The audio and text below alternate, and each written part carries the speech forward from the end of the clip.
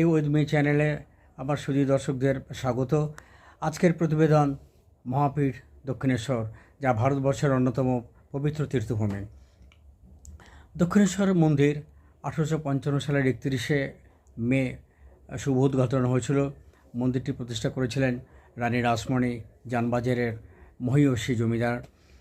এবং বলা হয় ঘটনাক্রম যেটা, যে রানী রাসমণি যাচ্ছিলেন অ্যাকচুয়ালি বেনারসে কলকাতা থেকে গঙ্গা নদী দিয়ে বজরা নিয়ে।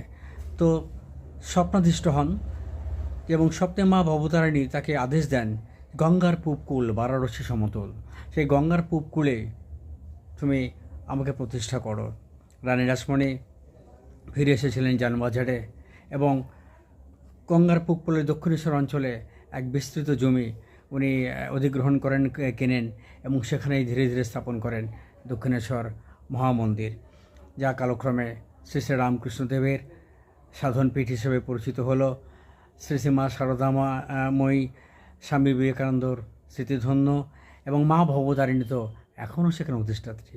তো চলুন আপনারা নিয়ে যাচ্ছি দক্ষিণেশ্বর মন্দির প্রাঙ্গণে। তার আগে একটা ছোট্ট অনুরোধ, ভিডিওটা ভালো লাগলে সাবস্ক্রাইব, শেয়ার এবং লাইক দেবেন, যাতে এই ধরনের ভিডিও তৈরি করতে আগামী দিনে আরও অনুপ্রাণিত হয়।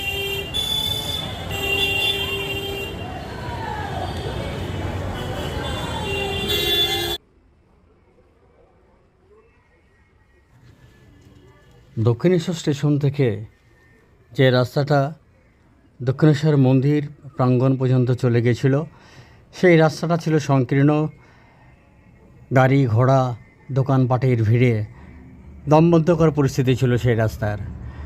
তার বদলে রাস্তার উপর দিয়ে তৈরি হয়েছে এই নতুন স্কাইওয়াক, যেখান থেকে স্টেশন থেকে নেমেই মানুষের স্কাইওয়াকে উঠে সোজা চলে আসতে পারেন দক্ষিণেশ্বর মন্দির চত্বরে বিনা বাধায়। দুপাশে রয়েছে বিভিন্ন পূজা সামগ্রীর দোকানের সারি। স্কাইওয়াক শেষ হচ্ছে একেবারে মন্দিরের গেটের প্রান্তে।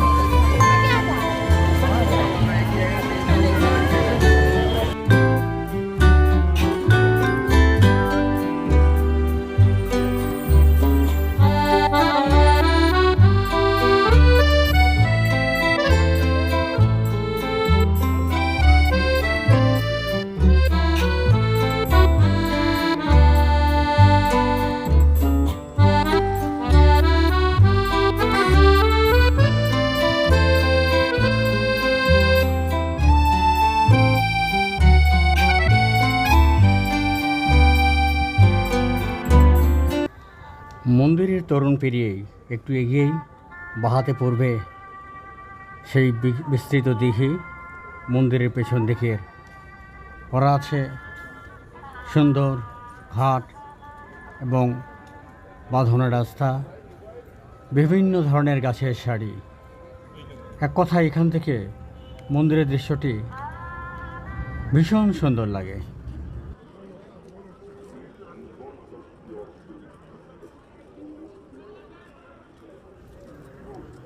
মন্দির চত্বরে প্রবেশের ঠিক বিপরীতে রয়েছে স্বামী বিবেকানন্দর সন্ন্যাস বেশের মর্মর মূর্তি।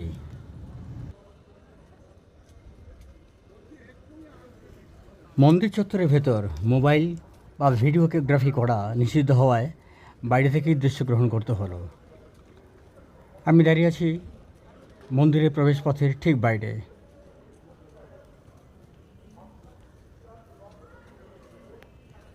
ভেতরে প্রবেশের এই গেটের ঠিক ডান দিকে যে অংশটা, সেই ঘরেই থাকতেন ঠাকুর শ্রী শ্রী রামকৃষ্ণ পরমহংসদেব।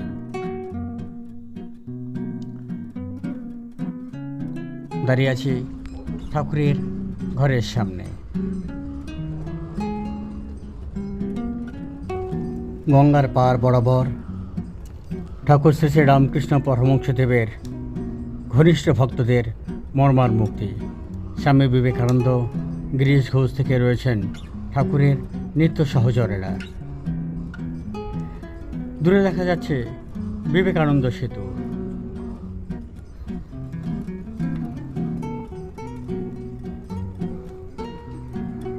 গঙ্গার ঘাট সংলগ্ন দ্বাদশ শিব মন্দির, ছটি ছটি করে দুটি ভাগে বিভক্ত।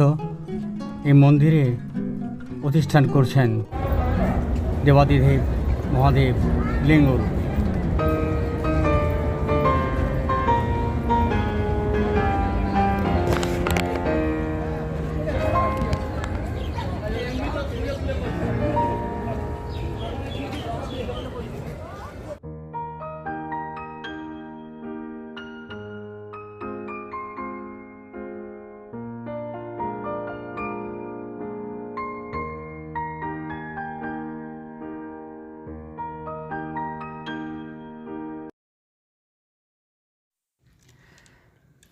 দক্ষিণেশ্বর মন্দিরের এক প্রধান আকর্ষণ ভাগীরথী গঙ্গা, যা এখানে হুগলি নদী নামে পরিচিত। পাড়ের ঘাট থেকে গঙ্গার মনোরম দৃশ্য, সূর্যাস্ত এক কথায় অনবদ্য। প্রচুর পুণ্যার্থীরা সংগ্রহ করছেন গঙ্গার জল, কেউ বা পুণ্যতোয়া গঙ্গার জল মাথায় ছিটিয়ে নিচ্ছেন, ছেটাচ্ছেন পরিবার পরিজনদের কাছে।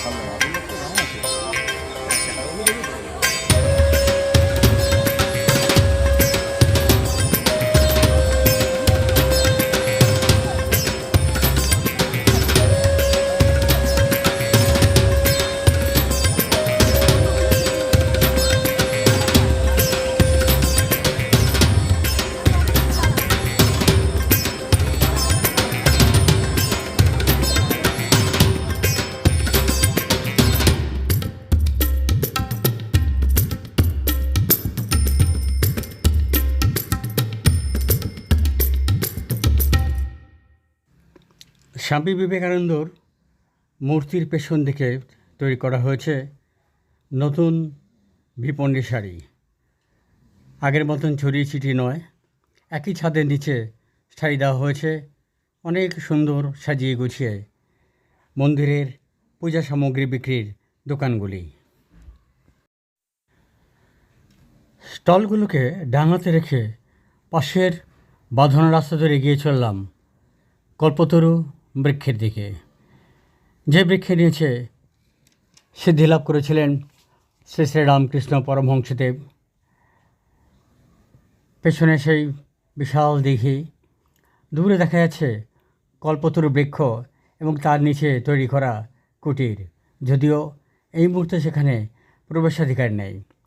1 জানুয়ারি অর্থাৎ ঠাকুরের সিদ্ধি লাভের দিন লক্ষ লক্ষ ভক্ত সমাগম হয় এই কল্পতরু উৎসবে।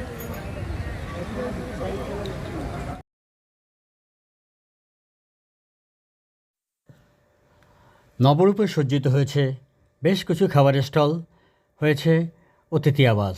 প্রয়োজনে দূরগত দর্শকরা এক রাত্রি এখানে কাটিয়ে দেখে নিতে পারেন আরেক মহাপীঠ নিকটবর্তী আদ্যাপীঠ। এই গেস্ট হাউস আর বেশ কিছু মন্দির সংলগ্ন বেসরকারি হোটেলের ফোন নাম্বার ডেসক্রিপশন বক্সে দেওয়া থাকবে, সুতরাং ভিডিওটা শেষ পর্যন্ত দেখুন। দূরাগত যাত্রীরা হাওড়া অথবা শিয়ালদা স্টেশনে নেমে ধর্মতলায় এসে মেট্রো রেল ধরে সরাসরি চলে যেতে পারেন দক্ষিণেশ্বর। শিয়ালদা থেকে ডানকুনি লোকাল ধরে নামতে পারেন সরাসরি দক্ষিণেশ্বরে। এছাড়া কলকাতা এবং হাওড়ার বিভিন্ন জায়গা থেকে সড়কপথে দক্ষিণেশ্বরের সঙ্গে যোগাযোগ ব্যবস্থা যথেষ্টই ভালো।